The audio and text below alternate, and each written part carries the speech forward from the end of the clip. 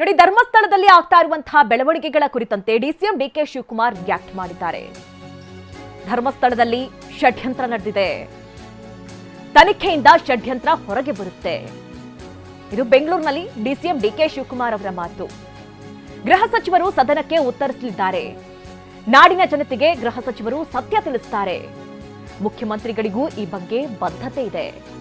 ಆರೋಪ ಸುಳ್ಳಾಗಿದ್ರೆ ಕಠಿಣ ಕ್ರಮಕ್ಕೆ ಸಿಎಂ ಸೂಚನೆಯನ್ನ ಕೊಟ್ಟಿದ್ದಾರೆ ಅಂತ ಡಿಸಿಎಂ ಹೇಳಿದ್ದಾರೆ. ಹಾಸ್ಪಿಟಾಲಿಟಿ ಕ್ಷೇತ್ರದಲ್ಲಿ ಜಾಗತಿಕ ವೃತ್ತಿಯ ಕನಸು ಇದೆಯಾ? ಜಾಗತಿಕ ಅಧ್ಯಯನ ಉದ್ಯೋಗ ಅವಕಾಶಗಳೊಂದಿಗೆ ಭಾರತದ ನಂಬರ್ 1 IIHM ನಲ್ಲಿ ಓದಿ. ಪ್ರವೇಶ ಆರಂಭವಾಗಿದೆ. ಈಗಲೇ ಸೇರಿ.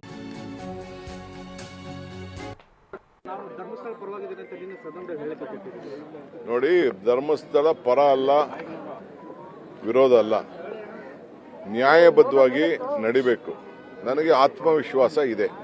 ಏನು ಒಂದು ಷಡ್ಯಂತ್ರ ನಡೆದು ಅದು ಮುಂದಿನ ದಿನದಲ್ಲಿ ತನಿಖೆಯಿಂದ ಹೊರಗಡೆ ಬರ್ತದೆ.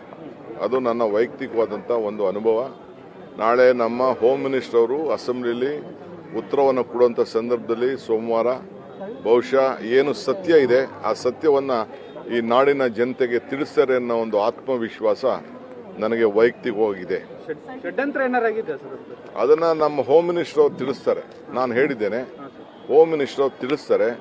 ಮುಖ್ಯಮಂತ್ರಿಗಳು ಕೂಡ ಬಹಳ ಬದ್ಧತೆ ಇದೆ. ಮುಖ್ಯಮಂತ್ರಿಗಳಿಗೆ ಯಾರು ಕೂಡ ಸುಳ್ಳು ಮಾಡಿ ಷಡ್ಯಂತ್ರ ನಡೆಸಿ ಅಪಮಾನ ಅಪಚಾರ ಯಾವುದೇ ಧಾರ್ಮಿಕವಾದಂಥ ವಿಚಾರ ಇರ್ಬೋದು, ಯಾವುದೇ ವ್ಯಕ್ತಿಗಳಿರ್ಬೋದು ಮಾಡಬಾರ್ದು ಅನ್ನೋದು ಮುಖ್ಯಮಂತ್ರಿಗಳು ಈಗಾಗಲೇ ನಮಗೆಲ್ಲರೂ ಕೂಡ ತಿಳಿಸಿದ್ದಾರೆ.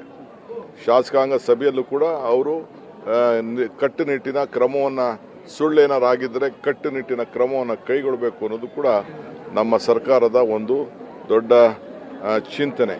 ಆ